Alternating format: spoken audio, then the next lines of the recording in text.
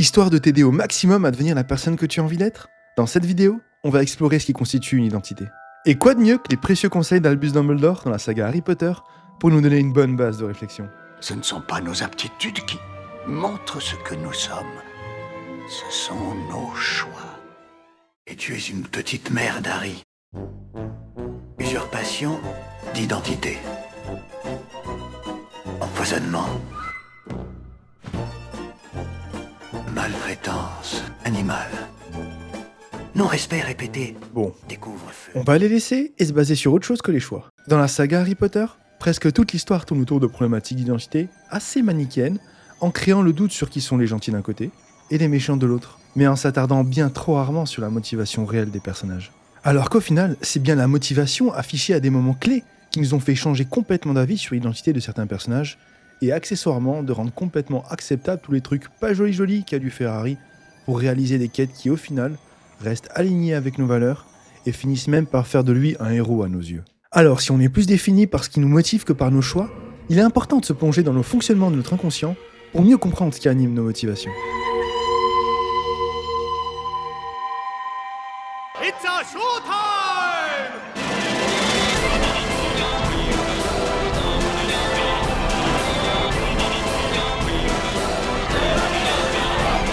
Ah, Paprika. Il n'y a pas meilleur film pour aborder l'identité au travers de nos rêves et de nos motivations. Le chef-d'œuvre de Satoshi Kon, sorti en 2005, est le film qui a inspiré Inception de Christopher Nolan. Mais contrairement à lui, il ne passe pas la moitié du temps à expliquer ce qu'on a à l'écran. Et aussi, la notion d'identité y est présentée comme intimement liée à la projection de nos motivations au travers de nos rêves. Qui on s'imagine être, ce qu'on a peur de devenir, et à quoi on aimerait ressembler. Comme dans nos vrais rêves en fait. Je te fais juste un rapide petit topo sur le film avant de développer sur la partie conceptuelle. Paprika, ça raconte l'histoire d'une enquête qui est menée entre le monde réel et celui des rêves. Une scientifique et un flic essaient de savoir qui a dérobé l'une des machines récemment inventées, permettant de traverser consciemment la frontière entre les deux mondes. Et surtout, pour quelle raison celui qui l'a volée fait perdre la tête aux gens qui ne savent plus s'ils sont encore éveillés ou en train de rêver. Pour le titre, Paprika, c'est le nom de l'alter ego onirique de la scientifique qui mène l'enquête. Dans la vraie vie, elle est assez froide. Mais au travers de Paprika, elle réussit à être la personne pétillante et communicative qu'elle aimerait être. Du coup, les alter ego oniriques sont les personnes qu'on s'imagine être, ou même celles qu'on aimerait devenir, représentées dans nos rêves. Et malheureusement, ces images ne sont pas faciles à créer ou même à contrôler, parce que nous sommes tous assujettis à tout un tas de schémas, au travers duquel on essaye de les former en s'y conformant.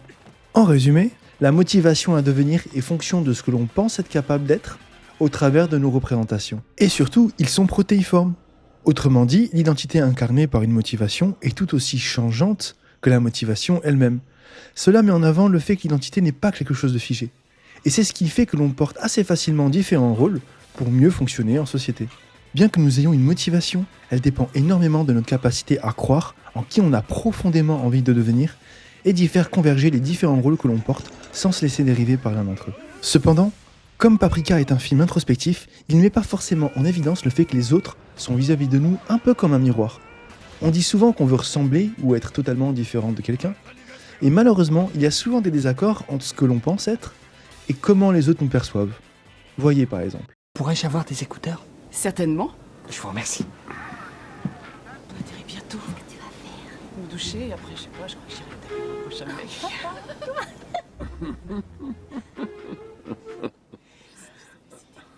Mademoiselle? J'arrive tout de suite, monsieur. Elle fabrique vos écouteurs, hein? Elle est occupée pour l'instant, mais ça va arriver. Madame? Encore une petite seconde, monsieur.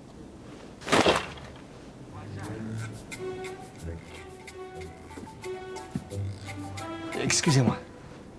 S'il vous plaît, puis-je avoir ces écouteurs, madame? C'est pas la peine d'élever la voix, monsieur. Mais je n'ai pas élevé la voix. Alors calmez-vous. Mais je suis calme, je veux juste mes écouteurs. Il y a un problème, monsieur? J'ai pas l'impression. Voulez-vous me suivre à l'arrière pour que nous ayons une discussion?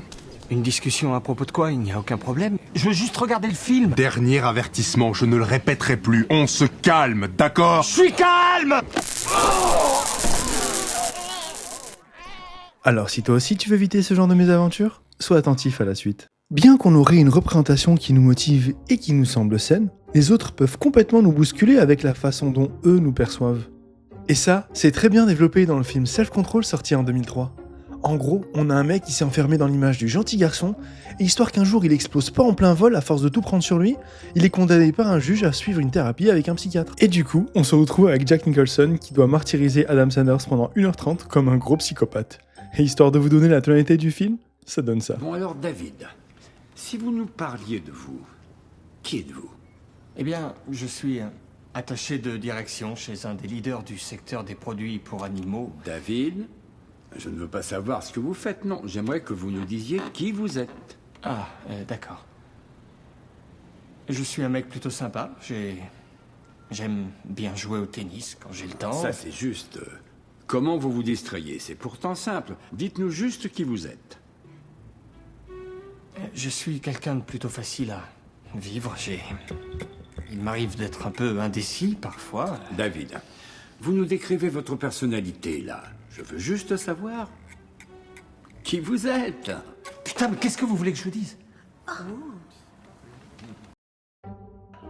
Même si le film est assez porté sur la gestion de la colère, il comporte beaucoup de passages qui sont super intéressants dans la définition de notre identité. Que ça soit au travers des traumas de notre enfance, qui ont forgé nos premières représentations du monde et nos premières motivations, ou que ce soit par les passages où Adam Sanders doit, au travers d'exercices, apprendre à affirmer son identité, malgré la pression des autres. Et pour notre plus grand plaisir, il doit faire ça dans tout un tas de situations différentes, qu'elles soient professionnelles, amoureuses, amicales, et j'en passe, c'est des meilleures. Bon, après avoir dit tout ça, j'ai pas envie que tu t'imagines que les autres ne sont là que pour mettre à l'épreuve tes motivations et la personne que tu as envie d'être. Alors donne-moi encore un tout petit peu de ton temps pour que je puisse te présenter un petit bijou de bienveillance et de construction d'identité, Little Miss Sunshine, sorti en 2006. C'est l'histoire d'une famille qui réunit pas mal de façons différentes de penser, mais avec un sacré lot de désillusions concernant l'identité que chacun des membres essaye de se forger. Alors je ne vais pas tous te les faire, mais juste histoire que tu aies une idée du joyeux bordel qui t'attend, cette scène résume assez bien la situation.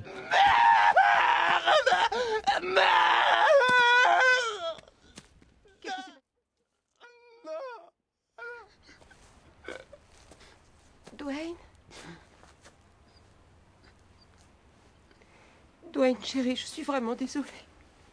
Nous sommes ta famille pour le meilleur et pour le pire. Non, vous êtes pas ma famille. J'ai pas envie de faire partie de votre famille. Je vous déteste, bande de pauvres cons. Je vous déteste. Divorce, faillite et maintenant suicide. Mais vous êtes tous des ratés, des losers. Et ça, c'est sans compter le père qui se fait arnaquer par Walter White et arrêté par Hank le même jour pendant qu'il traversait le comté d'Albuquerque.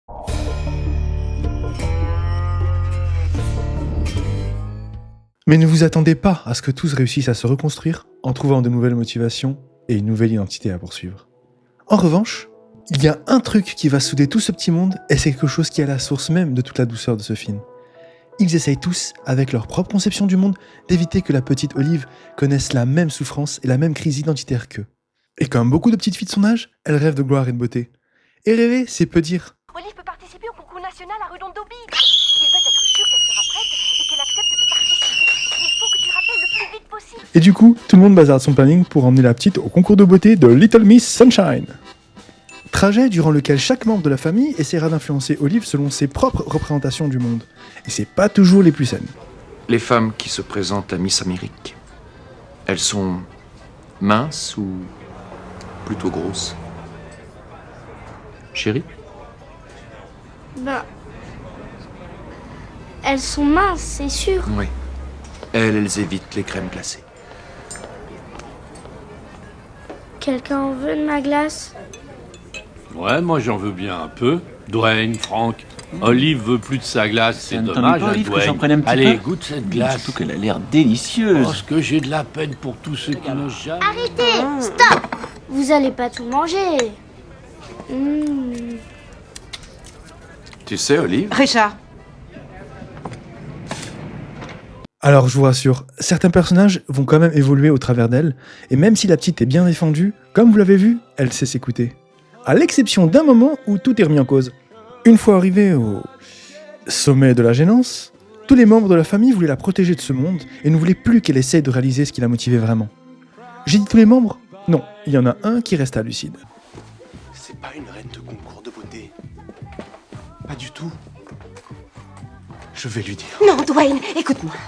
Olive est comme elle est. Elle a travaillé comme une folle. Elle a mis toutes ses forces dans ce truc. On n'a pas le droit de l'en priver au dernier moment.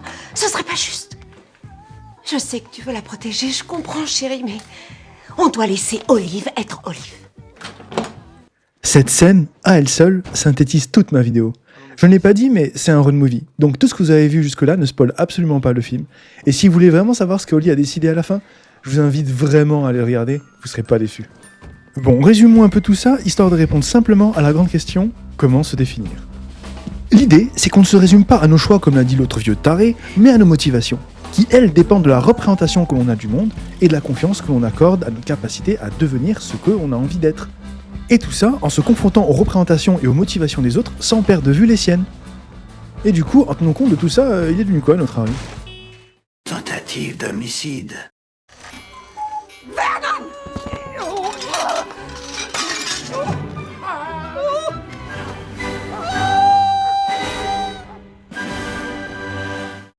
Cependant, il me paraît juste que vous receviez une récompense spéciale pour service rendu à l'école.